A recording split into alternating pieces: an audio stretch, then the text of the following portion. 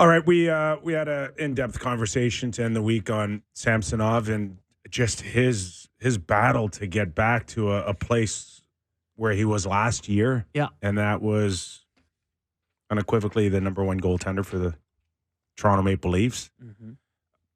Better, right? A lot better. Yep. I thought he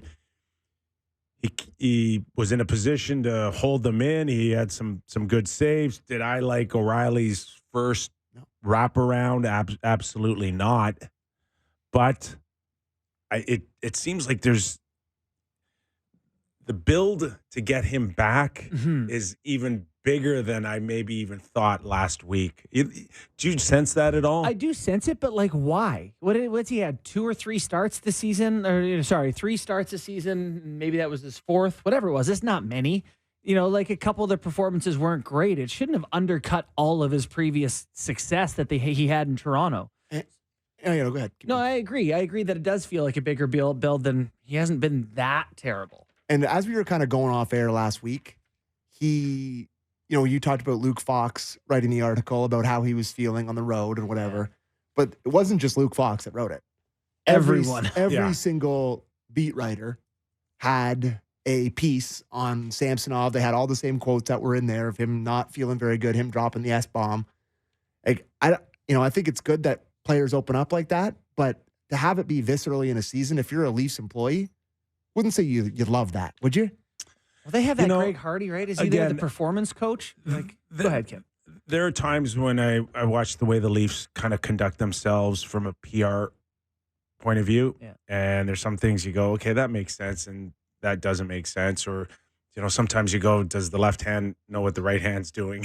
I think that's a fair question. And I just don't know whether or not Samsonov and maybe the coaching staff or Brendan or Brad Treliving or the PR department got together and said, hey, before that Nashville game, why don't you come out and just tell everybody how much you've been struggling lately? Conduct a sympathy campaign or what? I don't know whether or not that was a surprise to the Leaf PR department, whether it was a strategic thing for Samsonov to do. What do you think? Do you think he just went out on his own? Yeah, I think he had the opportunity to answer some questions and probably answered with his heart, which he seems to do. You can debate whether that's right or wrong. I think sometimes in other markets, maybe that garners you a little bit of goodwill, and it's good, I think, for people to understand what someone's going through. But here, it just creates such a firestorm, right? But at least went into the weekend, as you mentioned, he made some good. Was he 21-24? You want one of the 3 back. Not a terrible night or anything like that. Okay, let's pick up on Samsonov after we listen to the head coach Sheldon Keefe talk about his performance Saturday night. He should feel good about it. I thought he looked good. He looked solid. There's a few really good chances there that he looked like Sammy of last season. So I thought it's a good effort from him tonight. He did his job, give us a chance to win the game. We just didn't score enough for him. So, it's obvious that you're going to need it. It's so early. Yeah. That's where that piece coming out where everybody's writing about it, the way he's feeling. He's on the road for a long time. I hate how early that was. That's the thing to me. It's for an emotional it's just, come to Jesus moment for him. It's like we're here already. It's the National League. You're going to have off nights. There's other guys around you. It's the 8th game of the season. You're on a good team. To me, that's a massive worry. Yeah. I really believe I believe in the idea of being a pro, and sometimes things are hard and you got to work through those things. And I support people sharing. Yeah, of course. It's a good thing, but there is an element, I think, where you can make it harder on yourself by doing that. So tomorrow night, we do have his quotes too. Sorry to interrupt. Sorry, whose quote? We have Samsonov. A couple quotes. Let's go to him. Yeah, let's stay with it. So there's 2 clips here. Yeah. And I want you to hear the difference in tone. Okay. So the first clip is from after the game on Saturday night. So if we could hear that first one, Derek. Results, we lost, but we see a lot of positive things for me and the team.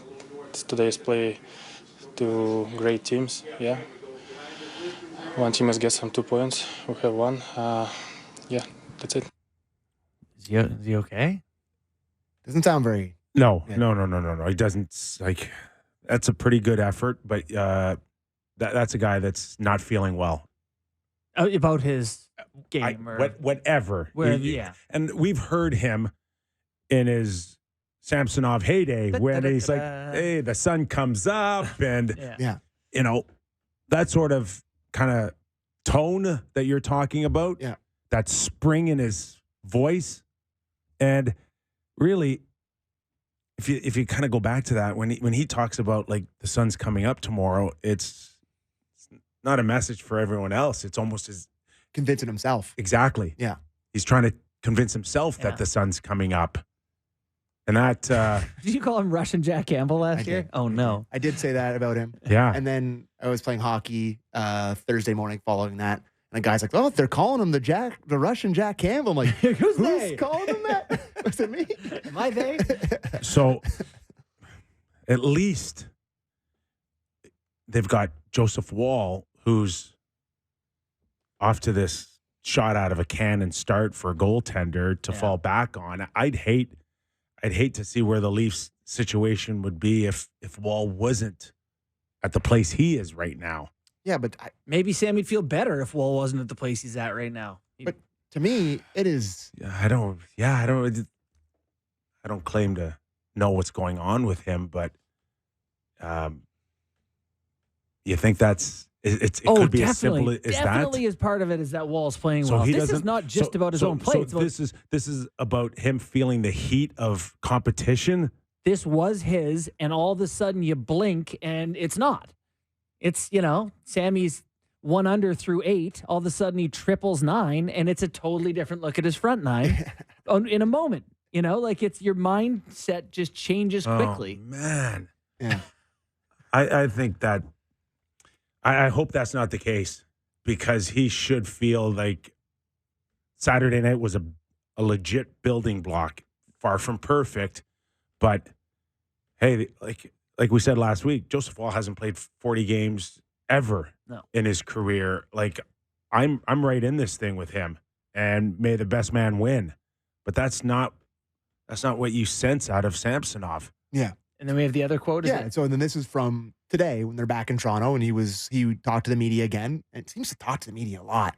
But that's because the media is drawn to him because he is engaging when he's on. Put people out there, Kyper. He's happy. It's not like you just go up to somebody's stall, matter. really. They provide people for you. You can provide anybody you want, but if it's the same old, and it's nothing, the media will not. It doesn't end up here. Doesn't end up here. So it gets thrown away, deleted. So, Derek, can we get the second Samsonov clip from today? Yeah, for sure. I feel more my game. I'm looking back better. I think everything is get better. We have a small details what we're working right now. It's just a special for goalies. For me, it's more important. Everything is good and mental spot. This was hard, but right now I know every hockey player is being in this situation, but really important how you get working for this. So it sounds better today. He does. The sun came up. But one of the quotes that I read today on starting Joseph Woll is that it gives, paraphrasing Sheldon Keefe, it gives the Leafs and the coaching staff more time to build up Sammy. Yeah. Right? And we have that clip if you want to hear it. Yeah, I'd love to. It's Keefe clip number 7, Derek. Okay. Woll will play tomorrow, but I do think it's a good chance for him to get some momentum here in terms of getting back and feeling better about himself, building off of the work that he had done. I think he would agree, as we all would, that Joseph Woll did a terrific job for us on that trip, and we want to get him back in. But for me, it's a long season.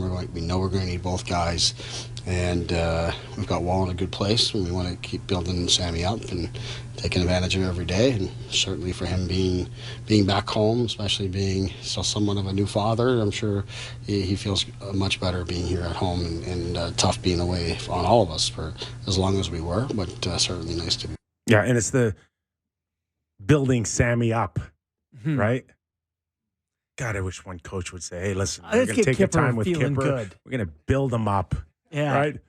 Like, no. It's like, could we do the carrot and not the stick one day? It's my whole career. You in a perfect world, it is what Sheldon envisions. 75 games later, one of them is established as a starter for game one in the playoffs, and they're both strong enough to feel like they can both carry the load. But it is set up where if Sammy's not there for them mentally, physically, emotionally, and Woll's not quite ready, by March you could be looking for a new goalie.